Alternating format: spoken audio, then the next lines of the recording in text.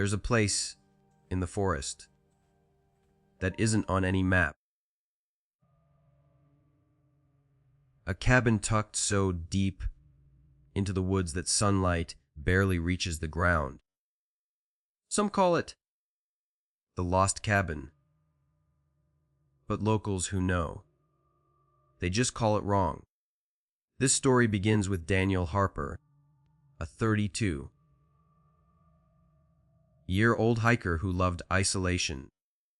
He didn't believe in ghosts, curses, or abandoned places. Curiosity and the promise of a truly desolate cabin would change him forever. The journey begins. It was early November when Daniel set out from Asheville, North Carolina, into the Appalachian backwoods. The air smelled of pine and decay. The map he carried marked only trails that disappeared after 10 miles. Locals at a gas station warned him, "You don't want to go past the ridgeline. Folks who have never come back the same." He laughed. Adventure was his life. He didn't see danger in warnings, only in boredom. By mid-afternoon, Daniel found a narrow footpath overgrown with brush. Old signs, weathered and unreadable, leaned against twisted trees. The deeper he went, the quieter it became. Of a forest, but the wrong quiet. No birds. No wind. Just the crunch of leaves beneath his boots. The first night in the woods, Daniel camped near a stream. The fire he built barely lit the darkness beyond a few feet. That's when he heard its footsteps. Slow, measured, circling the campsite. He told himself it was an animal. Deer maybe. But the sound didn't match. It was too deliberate, too careful, almost human. He peered into the darkness and saw a faint flicker, like a lantern moving between the trees. But when he shined his flashlight, nothing. That night, he slept with the fire barely burning, his knife within reach, heart pounding. The cabin appears. The next morning, after hours of trudging through brambles and fog, Daniel saw it, a small, wooden cabin, rotting boards, windows dark and empty. Smoke curled lazily from a broken chimney. The door creaked as he pushed it open. Inside, dust covered the floor. Rusted cans and overturned chairs told him someone had been here once. But the smell was strange. Old, yes, but also wrong. As he explored, he noticed scratches on the walls. Vertical, deep like claws. In the corner, he found a notebook. The first page read in shaky handwriting, "Do not stay after dark. They come for the living." Daniel laughed nervously. Stories, he thought. Local superstition. The first sign of the unknown. Night fell faster than expected. The forest became suffocatingly silent. Daniel lit a lantern and sat near the fireplace. The cabin seemed ordinary, yet something was off. Then he heard whispers, soft, almost unintelligible, coming from the walls, the floor, the ceiling. He called out, "Hello! Who's there?" The whispers stopped. Silence returned. Minutes later, a scratching sound came from the attic. Slow, deliberate, like nails on wood. Daniel's blood ran cold. He tried the front door. Locked. He had no memory of locking it. Then came the first footsteps inside. Not above him, inside the room. The journal. A warning, too late. He returned to the notebook and flipped pages. It belonged to someone named Elias, who lived there decades ago. The entries grew increasingly erratic. They watch from the forest. I hear whispers in the floorboards. They want us to leave, but they take those who try. The final entry was only a single line. Do not answer the knocks. Daniel's lantern flickered. Shadows stretched unnaturally across the walls. He swore the scratching was coming closer, faster. Something was in the cabin with him. First encounter. The first figure appeared at the window. Tall, thin, its face obscured by shadow. It didn't move like a human. Limbs bent wrong. Its head tilted unnaturally. Daniel tried to run. The door wouldn't budge. Windows were locked. He was trapped. The figure tapped on the window 3 times. Pause. 3 times again. Daniel remembered the journal's warning. He didn't answer. It disappeared. But he knew it had been testing him. Watching. Waiting. Cliffhanger. Part 1 ending. Hours passed. He sat huddled in a corner, listening to the cabin breathe around him. Then came the sound of dozens of footsteps. Not from one direction, but all around.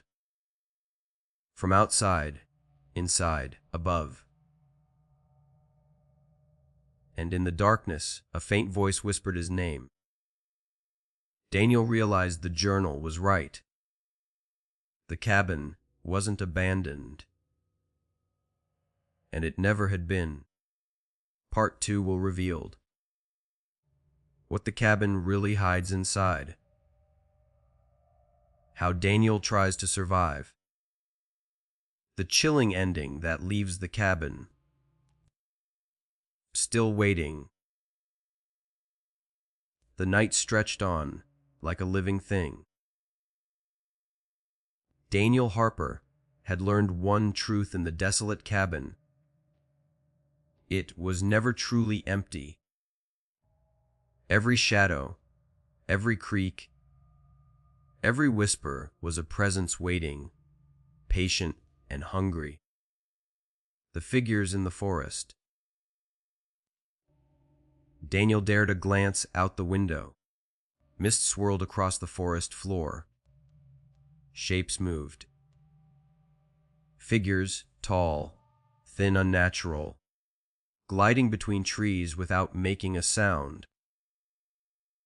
He counted 6, 7, more. Too many count. Limbs bent in ways no human body should, heads cocked unnaturally, faces featureless. but somehow aware.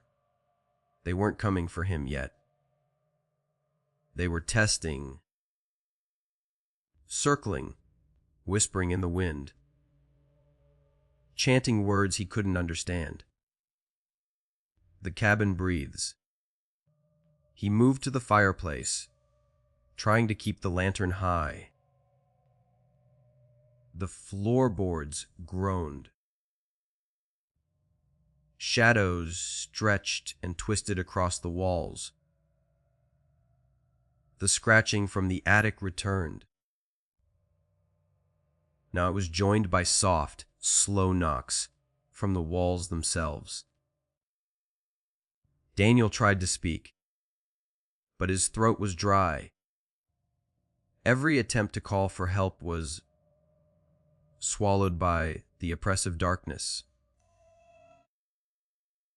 The journal's warnings echoed in his mind. Do not answer the knocks. Do not leave the cabin. Do not look outside after dark. But it was already too late. The first contact. Suddenly, a figure appeared in the doorway. Not through the cabin walls, not a trick of shadows, but inside the room, standing silently. It tilted its head and stepped forward, limbs bending unnaturally, scraping the wooden floor without a sound. Daniel's mind raced. He remembered the notebook. They take those who try to leave. He didn't move. Did breathe. He didn't blink. The figure stopped, tooted its head again, then disappeared, like it had never been there. But the sensation lingered, eyes burning into the back of his mind. The cabin reveals its secret. Hours passed. Exhaustion claimed him. He fell into a fitful sleep in the corner, clutching the journal. In dreams, or something like dreams, he saw the cabin as it truly was. Every floorboard, every chair, every window was a layer of memory. The cabin wasn't built by hands alone. It was grown by the lingering fears, deaths, and whispers of all who had entered before him. The forest wasn't just outside. It was inside, intertwined with the cabin's walls, breathing with it, alive.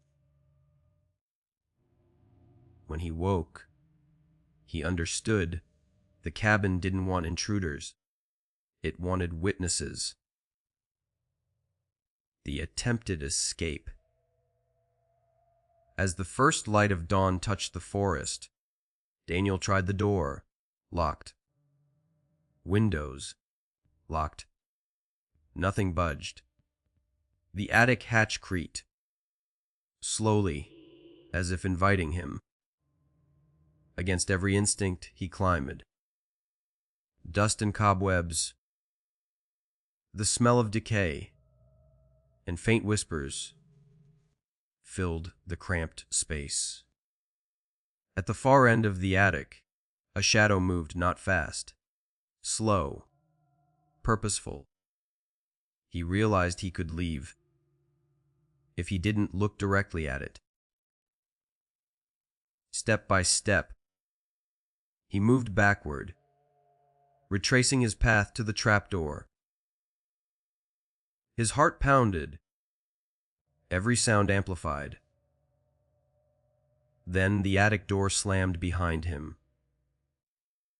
The final confrontation. He turned to see nothing. Then came the whispers again, louder, urgent. Faint shapes materialized around him. dozens of them, filling every corner of the cabin. Daniel understood what the journal meant. The cabin never abandoned its visitors. One figure stepped closer, head tilted, eyes empty but piercing. A hand extended, not to harm, but to take. Daniel froze. The room grew cold. The shadows pressed in. And then, for a brief moment, he felt every prior victim of the cabin. Their fear, their regret, their whispers, all pointing toward the one truth. You cannot leave until the cabin allows it. The morning after, hours later, a hiker passing near the forest trail saw the cabin from a distance, curled from the chimney. The door was slightly ajar. Inside, nothing moved. No footprints. Only a notebook lying open on the floor. On the first page, a new line had been written in shaky handwriting. I stayed. And they watched. Daniel Harper was gone. Some say he wanders the cabin still. Others say the forest swallowed him.